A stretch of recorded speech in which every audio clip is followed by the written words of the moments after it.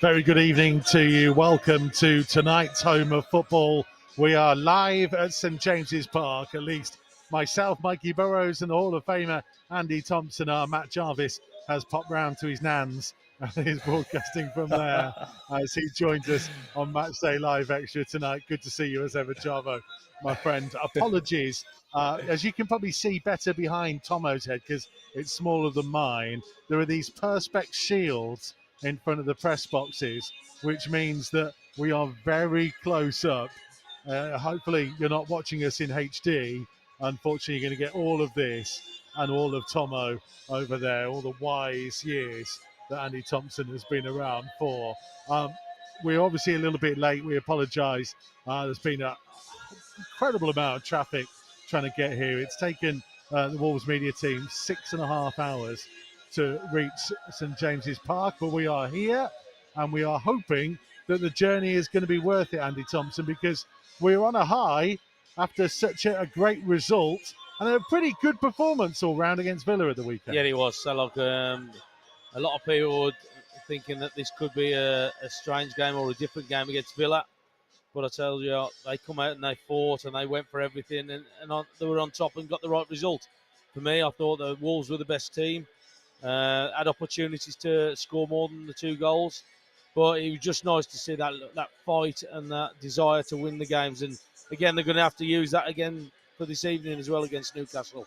Jarvo, you know what it's like to score a winner on Derby Day. You also know what it's like to play in a defeat as well. Do you feel almost as if winning a Derby game buys you a little bit more, I don't know, confidence, maybe the right word, from supporters that might give you a little bit more time in the remaining games of the rest of this season?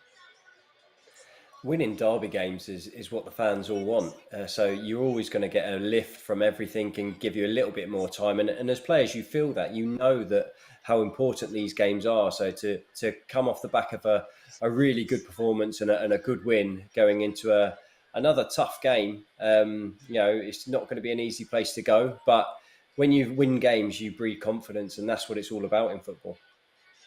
I don't know how much you've seen of Wolves this season. I know you try and keep up to date with results, but living the life that you do, how impressed have you been by what they've kind of managed to achieve under Bruno Lage? Because, many people probably expected that we'd be a lot lower down in mid-table than where we are, given the change around last summer and the way things have gone.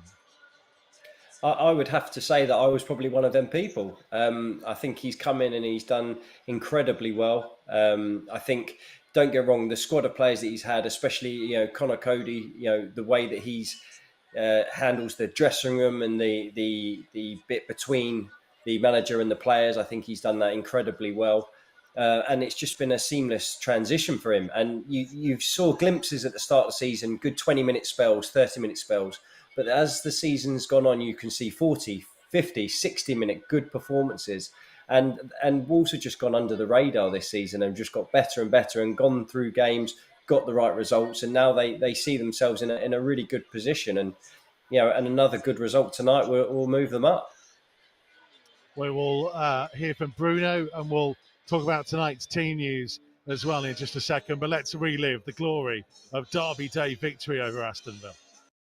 Winning it back on halfway, driving forwards, trying to find Daniel Podence, and Conser has slipped. It's Podence into the penalty area on his right foot. He's taken it too far. Fabio Silva couldn't score. Comes to Johnny! Johnny smashes it home! 2-2 for Johnny!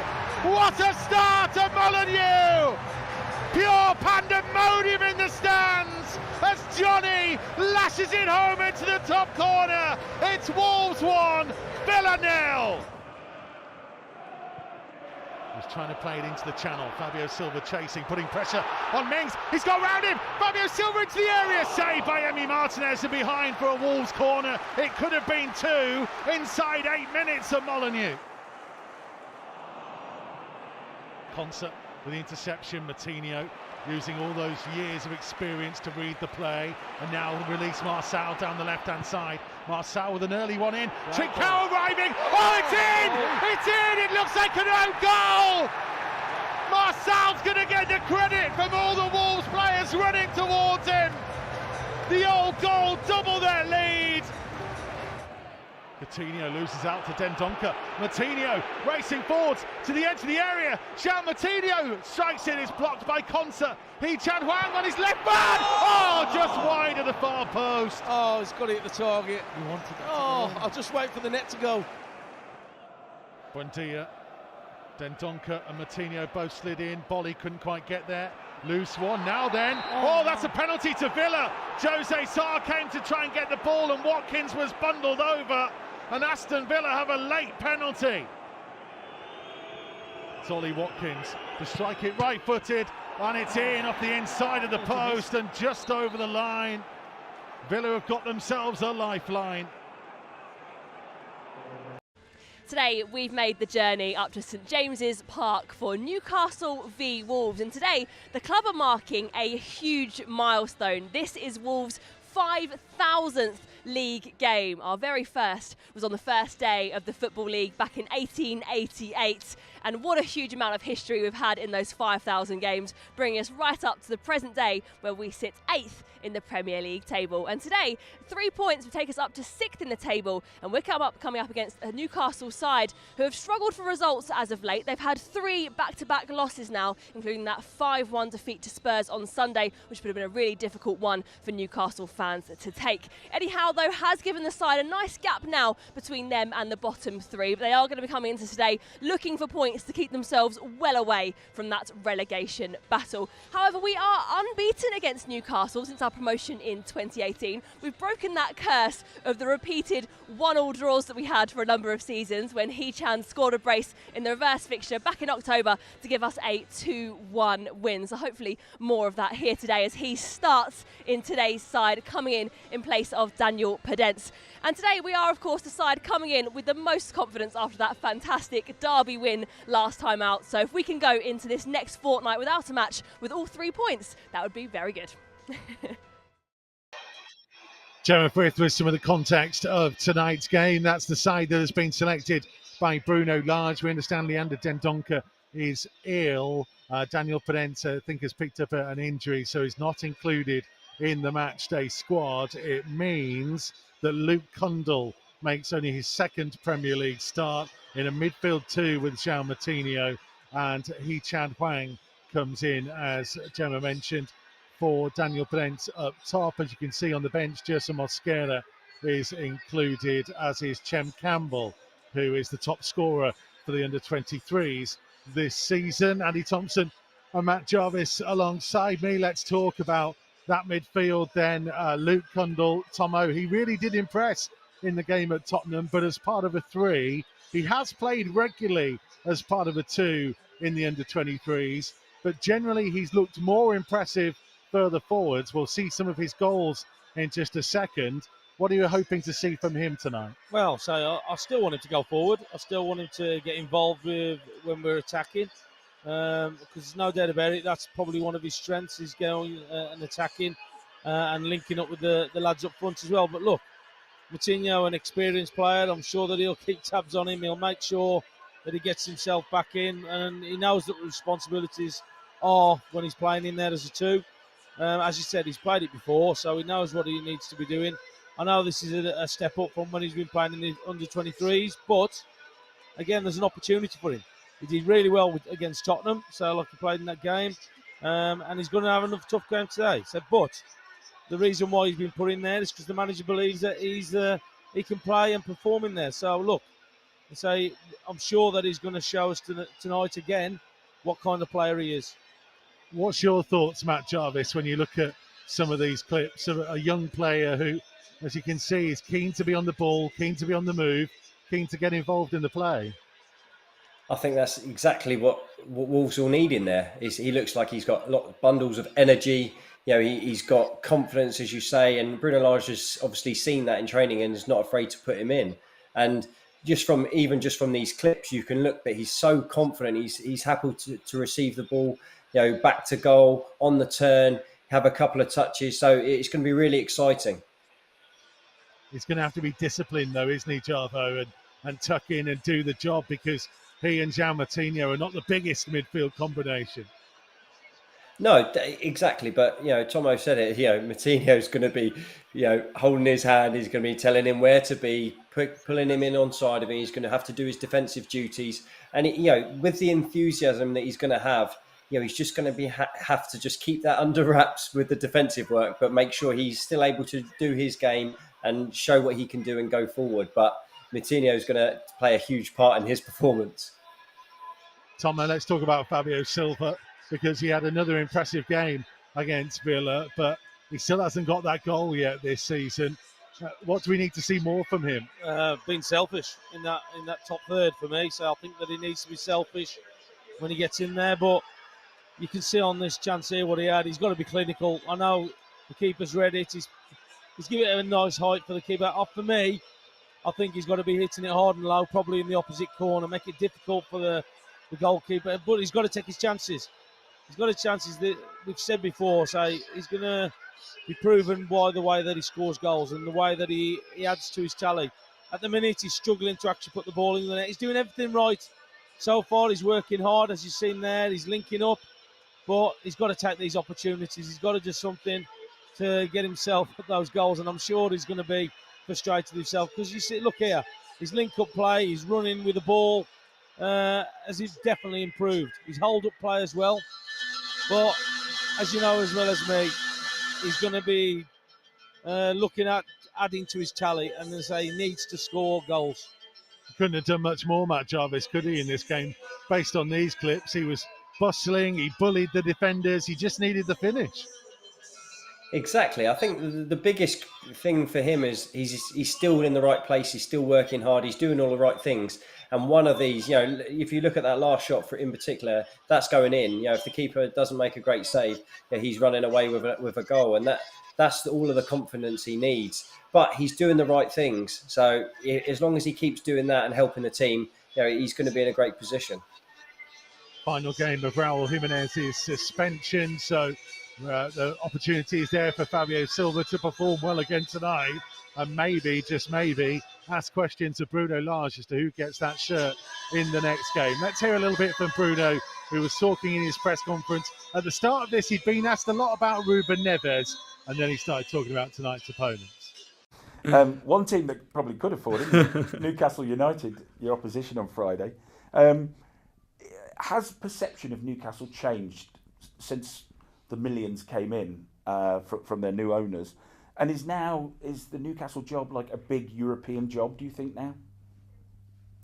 Look, it's easy to see how they change, because I don't know how many players they bring in January. So I can see left back, central back, one top midfielder, striker. So they change a little bit. I think they are doing solid steps to come from that position they were in the beginning, in the end of the year, and now they are more solid, and maybe they need more 3 or 4 points to continue in the Premier League. And when you look for the performance they did, and especially I watched two games, that one they did against Tottenham, and the one they did against Leicester. They know how to play, they know how to do it.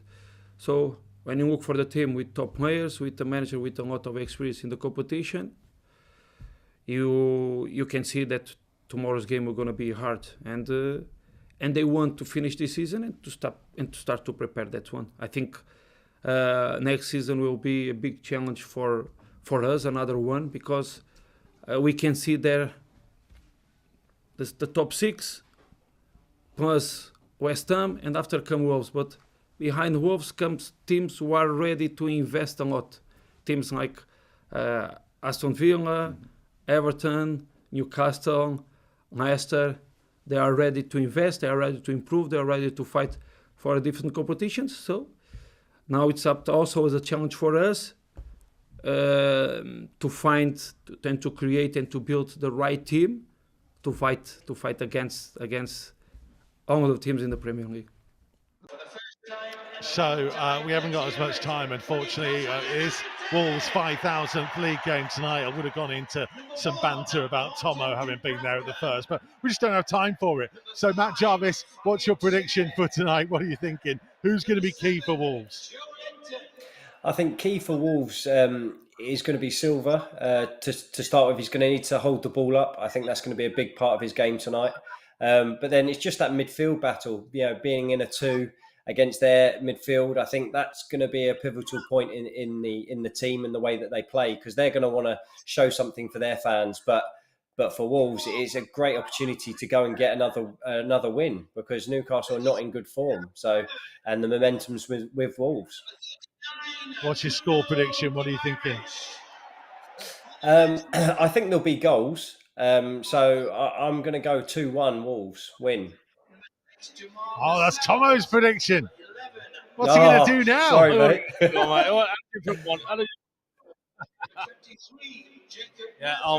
Well, I'll go straight up and say I'm going to go one each. But I'm same as Jarvo has just said there. I think the midfield's going to be that important for us tonight. Cundle coming in there with Matinho, but there's no doubt about it. So look, he can play, and I'm sure that he's going to be disciplined with Matinho in there. But also as well, I would like to see him getting forward as well and helping out the strikers and linking up. So look, it's going to be an interesting game. So they've been building everything up, Newcastle, for this evening's game. They've been trying to get the crowd behind them, trying to get things right, because they've had 3 defeats, especially that big one at the weekend. Brilliant. Thank you very much to Matt Jarvis and Andy Thompson. We'll have more from the boys at half-time. Tomo is with me for full live match commentary. Don't go anywhere. We've dipped into the archive for a big win from here at St James's Park in the last couple of years. See you at wolves.co.uk and the Wolves app soon.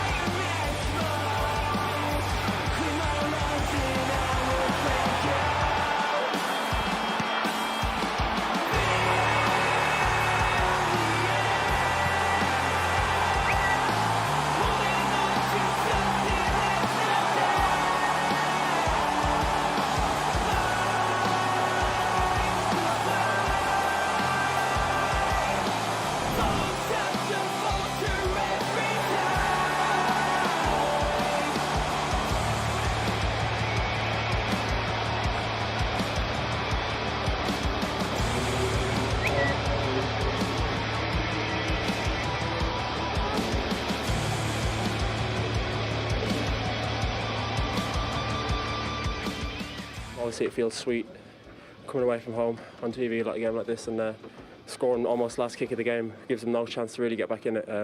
So yeah, it's pretty special that way. Honestly, I think we didn't do the best of our performances. We started very well the game, then we allowed Newcastle to really put us behind. Second balls, we didn't win our duels, we didn't manage the possession of the ball. So it was in that moment a draw was clearly the right result. We think all the games are very hard to play. Even if you are play away, you score, you know they're going to react. The stadium is with them, so I don't think that it makes it easier for us. I think we have to fight until the end.